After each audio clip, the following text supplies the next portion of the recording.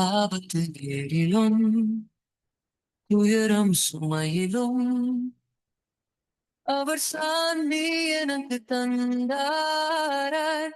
அல்லேலூயா, கர்த்தர் என் தேவன், அவனின் கையை நிலைத்திருக்கும் நாளும் புதிய கிருபை காட்டும். கர்த்தர் நல்லவர் என்றே சொல்கிறேன்.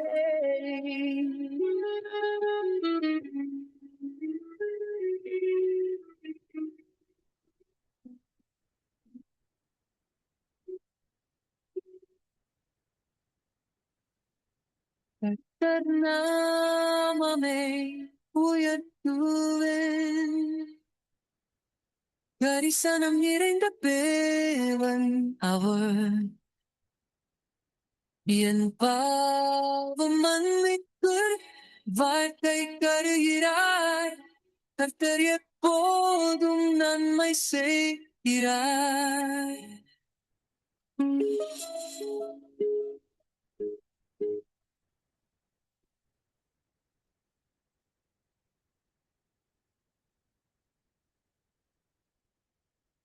அல்லேலூயா, கர்த்தர் என் தேவன், அவனின் கையை நிலைத்திருக்கும் நானும் புதிய கிருபை காட்டும். கர்த்தர் நல்லவர் என்றே சொல்கிறேன். கர்த்தர் நல்லவர் என்றே சொல்கிறேன்.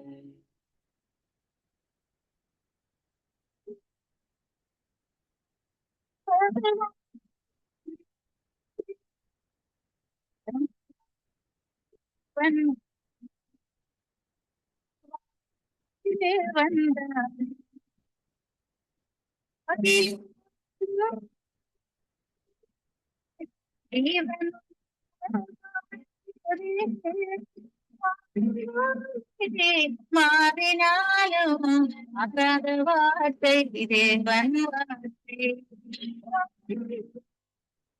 மாறினாலும் அகாத வார்த்தை தேவன் வார்த்தை. தேவன்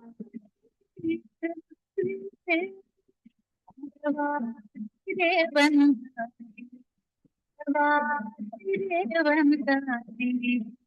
அந்த தேவன் தான்.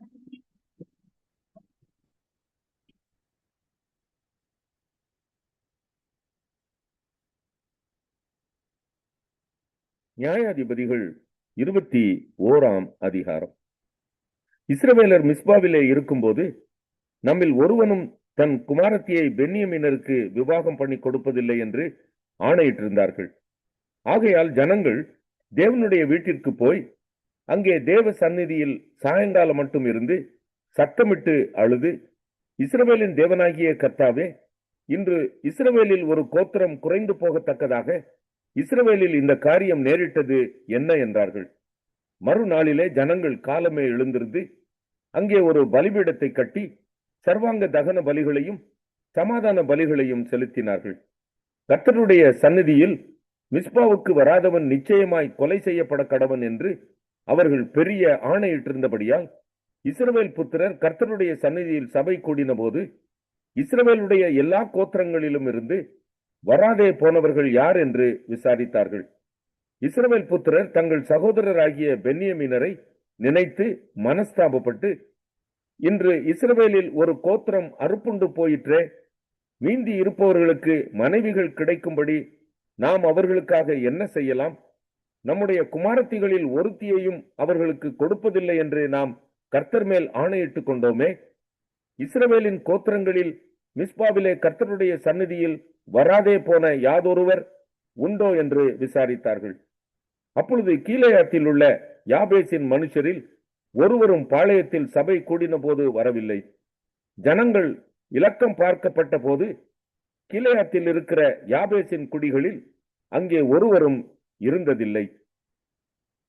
உடனே சபையார் பலவான்களில் 12,000 பேரை அங்கே அழைத்து, நீங்கள் போய் கீலேயாத்தில் உள்ள யாபேசின் குடிகளை ஸ்திரீகளோடும் பிள்ளைகளோடும் பட்டய கருக்கினால் வெட்டுங்கள். சகல ஆண் பிள்ளைகளையும் புருஷரையும் அறிந்த சகல பெண் பிள்ளைகளையும் சங்கரிக்க கடவீர்கள் என்று அவர்களுக்கு கட்டளையிட்டு அனுப்பினார்கள். இவர்கள் கீலேயாத்தில் உள்ள யாபேசின் குடிகளிடத்திலே புருஷரை அறியாத 400 கன்னி பெண்களை கண்டுபிடித்து அவர்களை கானான் தேசமான சீலோவில் இருக்கிற பாளையத்திற்கு கொண்டு வந்தார்கள். அப்பொழுது ரிம்மோன் கன்மலையில் இருக்கிற பென்யமின் புத்திரரோட பேசவும் அவர்களுக்கு சமாதானம் கூறவும் சபையார் எல்லாரும் மனுஷரை அனுப்பினார்கள். அப்படியே அக்காலத்தில் பென்யமினர் திரும்பி வந்தார்கள். கீலேயாத்தில் இருக்கிற யாபேசின் ஸ்திரீகளில் உயிரோட வைத்த பெண்களை அவர்களுக்கு கொடுத்தார்கள். அப்படி செய்தும் அவர்கள் தொகைக்கு காணாதிருந்தது. இஸ்ரவேல் கோத்திரங்களிலே கர்த்தர் ஒரு பிளப்பை உண்டாக்கினார் என்று ஜனங்கள் பென்யமீனருக்காக மனஸ்தாபப்பட்டார்கள்.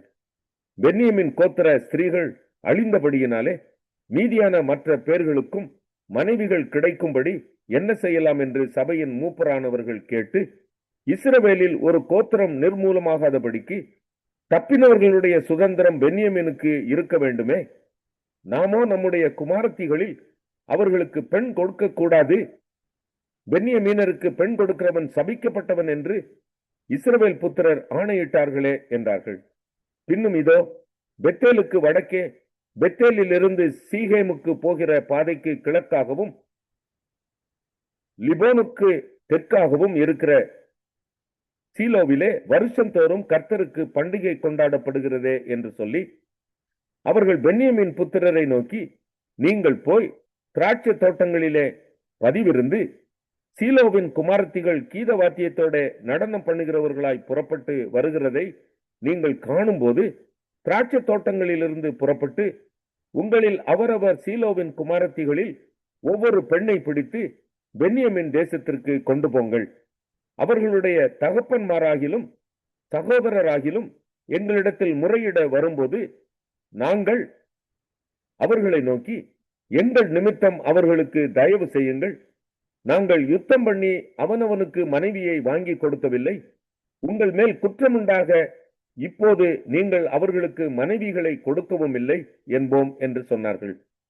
பென்யமின் புத்திரர் அப்படியே செய்து நடனம் பண்ணுகிறவர்களிலே தங்கள் தொகைக்கு சரியான பெண்களை மனைவிகளாக பிடித்துக் கொண்டு தங்கள் சுதந்திரத்திற்கு திரும்பி போய் பட்டணங்களை புதுப்பித்து கட்டி அவைகளில் குடியிருந்தார்கள்.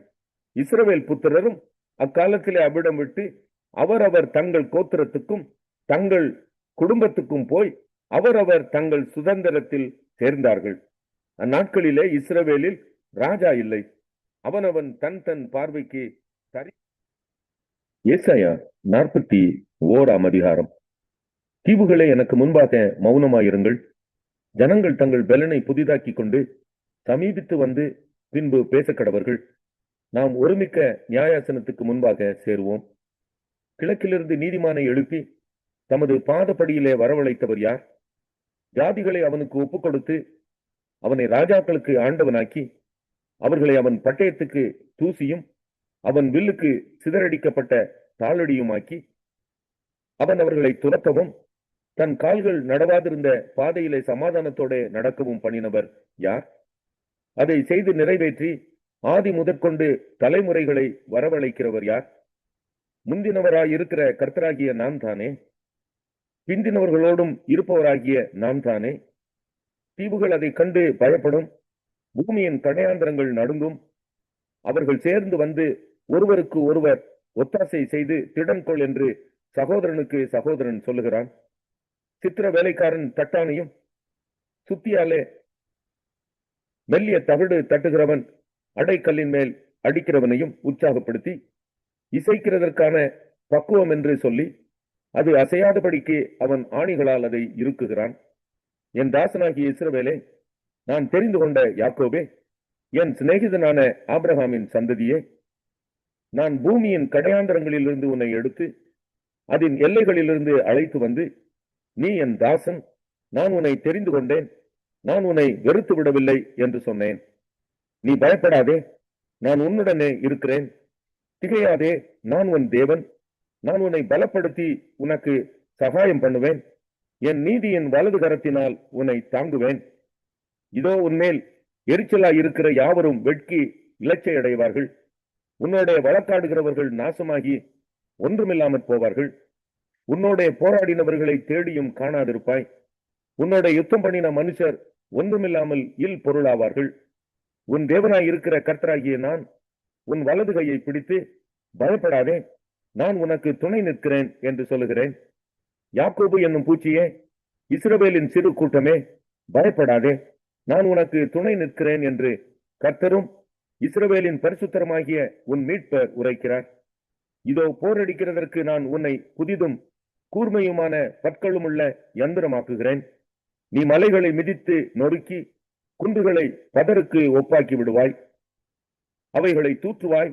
அப்பொழுது காற்று அவைகளை கொண்டு போய் சுழற்காற்று அவைகளை பறக்கடிக்கும். நீயோ கர்த்தருக்குள்ளே களி கூர்ந்து இஸ்ரவேலின் பரிசுத்தருக்குள்ளே மேன்மை பாராட்டி கொண்டிருப்பாய். சிறுமையும் எளிமையுமானவர்கள் தண்ணீரை தேடி அது கிடையாமல் அவர்கள் நாவு தாகத்தால் வரலும் போது கர்த்தராகிய நான் அவர்களுக்கு செவி கொடுத்து இஸ்ரவேலின் தேவனாகிய நான் அவர்களை கைவிடாதிருப்பேன். உயர்ந்த மேடுகளில் ஆறுகளையும் பள்ளத்தாக்குகளின் நடுவே ஊற்றுகளையும் திறந்து வனாந்திரத்தை தண்ணீர் தடாகமும் வறண்ட பூமியை நீர்க்கேணிகளுமாக்கி வனாந்திரத்திலே கேதுரு மரங்களையும் சீத்திம் மரங்களையும் மிருது செடிகளையும் ஒலிவ மரங்களையும் நட்டு அவாந்திர வெளியிலே தேவதாரு விருட்சங்களையும் பாய்மர விருட்சங்களையும் புன்னை மரங்களையும் உண்டு பண்ணுவேன். கர்த்தருடைய கரம் அதை செய்தது என்றும் இஸ்ரவேலின் பரிசுத்தர் அதை படைத்தார் என்றும் யாவரும் கண்டு உணர்ந்து சிந்தித்து அறிவார்கள். உங்கள் வழக்கை கொண்டு வாருங்கள் என்று கர்த்தர் சொல்லுகிறார். உங்கள் பலமான நியாயங்களை வெளிப்படுத்துங்கள் என்று யாக்கோபின் ராஜா உரைக்கிறார். அவர்கள் அவைகளை கொண்டு வந்து சம்பவிக்க போகிறவர்களை நமக்கு தெரிவிக்கட்டும்.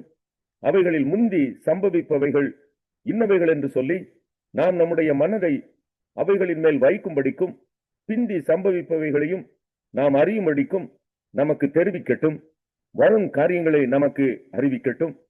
பின்வரும் காரியங்களை எங்களுக்கு தெரிவியுங்கள். அப்பொழுது நீங்கள் தேவர்கள் என்று அறிவோம். அல்லது நன்மையாவது தீமையாவது செய்யுங்கள். அப்பொழுது நாங்கள் திகைத்து ஏகமாய் கூடி அதை பார்ப்போம். இதோ நீங்கள் சூனியத்திலும் சூனியமாய் இருக்கிறீர்கள். உங்கள் செயல் வெறுமையிலும் வெறுமையானது. உங்களை தெரிந்து கொள்கிறவன் அருவருப்பானவன். நான் வடக்கே இருந்து ஒருவனை எழும்ப பண்ணுவேன். அவன் வருவான். சூரியோதய திசையிலிருந்து என் நாமத்தை தொழுது கொள்ளுவான். அவன் வந்து அதிபதிகளை சேற்றை போலவும் குயவன் களிமண்ணை மிதிப்பது போலவும் மிதிப்பான். நாம் அதை அறியும்படியாக ஆதியில் சொன்னவன் யார்? நாம் அவனை யதார்த்தவான் என்று சொல்லும்படி பூர்வ காலத்தில் அறிவித்தவன் யார்? அறிவிக்கிறவன் ஒருவனும் இல்லையே, உரைக்கிறவனும் இல்லையே, உங்கள் வார்த்தைகளை கேட்டிருக்கிறவனும் இல்லையே.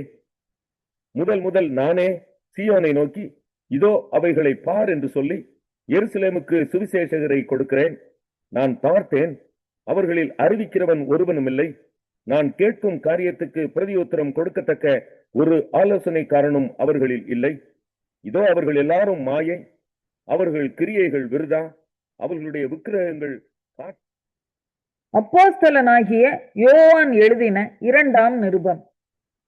நமக்குள் நிலை நிற்கிறதும் என்றென்றைக்கும் நம்மோடு இருப்பதுமாகிய சத்தியத்தின் நிமித்தம் நான் மாத்திரமல்ல, சத்தியத்தை அறிந்திருக்கிற யாவரும் சத்தியத்தின்படி நேசித்திருக்கிறவளும் தெரிந்து கொள்ளப்பட்டவளுமாகிய அம்மாளுக்கும் அவளுடைய பிள்ளைகளுக்கும் மூப்பனாகிய நான் எழுதுகிறதாவது, பிதாவாகிய தேவனாலும் பிதாவின் குமாரனாய் இருக்கிற கர்த்தராகிய இயேசு கிறிஸ்துவினாலும் கிருபையும் இரக்கமும் சமாதானமும் சத்தியத்தோடும் அன்போடும் கூட உங்களோடு இருப்பதாக. பிதாவினால் நாம் பெற்ற கற்பனையின்படியே உம்முடைய பிள்ளைகளில் சிலர் சத்தியத்திலே நடக்கிறதை நான் கண்டு மிகவும் சந்தோஷப்பட்டேன். இப்பொழுதும் அம்மாளே, நாம் ஒருவரில் ஒருவர் அன்பு கூற வேண்டும் என்று உமக்கு புதிய கற்பனையாக எழுதாமல் ஆதி முதல் நமக்கு உண்டாயிருக்கிற கற்பனையாக எழுதி உம்மை வேண்டிக் கொள்கிறேன். நாம் அவருடைய கற்பனைகளின்படி நடப்பதே அன்பு. நீங்கள் ஆதி முதல் கேட்டிருக்கிறபடி நடந்து கொள்ள வேண்டிய கற்பனை இதுவே. மாம்சத்தில் வந்த இயேசு கிறிஸ்துவை அறிக்கை பண்ணாத அநேக வஞ்சகர் உலகத்திலே தோன்றி இருக்கிறார்கள். இப்படிப்பட்டவனே வஞ்சகனும் அந்தி கிறிஸ்துவுமாய் இருக்கிறான். உங்கள் செய்கைகளின் பலனை இழந்து போகாமல் பூரண பலனை பெறும்படிக்கு எச்சரிக்கையாய் இருங்கள். கிறிஸ்துவின் உபதேசத்திலே நிலைத்திராமல் மீறி நடக்கிற எவனும் தேவனை உடையவன் அல்ல. கிறிஸ்துவின் உபதேசத்தில் நிலைத்திருக்கிறவனோ பிதாவையும் குமாரனையும் உடையவன். ஒருவன் உங்களிடத்தில் வந்து இந்த உபதேசத்தை கொண்டு வராமல் இருந்தால் அவனை உங்கள் வீட்டிலே ஏற்றுக்கொள்ளாமலும் அவனுக்கு வாழ்த்துதல் சொல்லாமலும் இருங்கள். அவனுக்கு வாழ்த்துதல் சொல்லுகிறவன் அவனுடைய துர்க்கிரியைகளுக்கும் பங்குள்ளவன் ஆகிறான். உங்களுக்கு எழுத வேண்டிய காரியங்கள் அநேகம் உண்டு. காகிதத்தினாலும் மையினாலும் அவைகளை எழுத எனக்கு மனதில்லை. உங்களுடைய சந்தோஷம் நிறைவாய் இருக்கும்படிக்கு உங்களிடத்தில் வந்து முகமுகமாய் பேசலாம் என்று நம்பி இருக்கிறேன். தெரிந்து கொள்ளப்பட்ட உம்முடைய சகோதரியின் பிள்ளைகள் அப்போஸ்தலனாகிய யோவான் எழுதின 3ஆம் நிருபம். மூப்பனாகிய நான் சத்தியத்தின்படி நேசிக்கிற பிரியமான காயுவுக்கு எழுதுகிறதாவது, பிரியமானவனே, உன் ஆத்துமா வாழ்கிறது போல நீ எல்லாவற்றிலும் வாழ்ந்து சுகமாய் இருக்கும்படி வேண்டுகிறேன். சகோதரர் வந்து நீ சத்தியத்தில் நடந்து கொள்கிறாய் என்று உன்னுடைய உண்மையை குறித்து சாட்சி கொடுத்த போது மிகவும் சந்தோஷப்பட்டேன். என் பிள்ளைகள் சத்தியத்திலே நடக்கிறார்கள் என்று நான் கேள்விப்படுகிற சந்தோஷத்திலும் அதிகமான சந்தோஷம் எனக்கு இல்லை. பிரியமானவனே, நீ சகோதரருக்கும் அந்நியருக்கும் செய்கிற யாவற்றையும் உண்மையாய் செய்கிறாய். அவர்கள் உன்னுடைய அன்பை குறித்து சபைக்கு முன்பாக சாட்சி சொன்னார்கள். தேவனுக்கு முன்பாக பாத்திரமானபடி அவர்களை நீ வழிவிட்டு அனுப்பினால் நலமாயிருக்கும். ஏனெனில் அவர்கள் புறஜாதியாரிடத்தில் ஒன்றும் வாங்காமல் அவருடைய நாமத்தின் நிமித்தம் புறப்பட்டு போனார்கள். ஆகையால் நாம் சத்தியத்திற்கு உடன் வேலையாட்களாய் இருக்கும்படி அப்படிப்பட்டவர்களை சேர்த்து கொள்ள கடனாளிகளாய் இருக்கிறோம். நான் சபைக்கு எழுதினேன். ஆனாலும் அவர்களில் முதன்மையாய் இருக்க விரும்புகிற தியோதிரேப்பு எங்களை ஏற்றுக்கொள்ளவில்லை. ஆனபடியால் நான் வந்தால் அவன் எங்களுக்கு விரோதமாய் பொல்லாத வார்த்தைகளை அலப்பி செய்து வருகிற கிரியைகளை நினைத்துக் கொள்வேன். அவன் இப்படி செய்து வருவதும் போதாமல் தான் சகோதரரை ஏற்றுக்கொள்ளாமல் இருக்கிறதும் அன்றி ஏற்றுக்கொள்ள மனதா இருக்கிறவர்களையும் தடை செய்து சபைக்கு புறம்பே தள்ளுகிறான். பிரியமானவனே, நீ தீமையானதை பின்பற்றாமல் நன்மையானதை பின்பற்று. நன்மை செய்கிறவன் தேவனால் உண்டாயிருக்கிறான். தீமை செய்கிறவன் தேவனை காணவில்லை. தேமேத்திரியு எல்லாராலும் நற்சாட்சி பெற்றதும் அல்லாமல் சத்தியத்தாலும் நற்சாட்சி பெற்றவன். நாங்களும் சாட்சி கொடுக்கிறோம். எங்கள் சாட்சி மெய் என்று அறிவீர்கள். எழுத வேண்டிய காரியங்கள் அநேகம் உண்டு. ஆனால் மையினாலும் இறகினாலும் எழுத எனக்கு மனதில்லை. சீக்கிரமாய் உன்னை காணலாம் என்று நம்பி இருக்கிறேன். அப்பொழுது முகமுகமாய் பேசிக்கொள்வோம். உனக்கு சமாதானம் உண்டாவதாக. சிநேகிதர் உனக்கு வாழ்த்துதல் சொல்லுகிறார்கள். சிநேகிதரை பேர் பேராக வாழ்த்துவாயாக.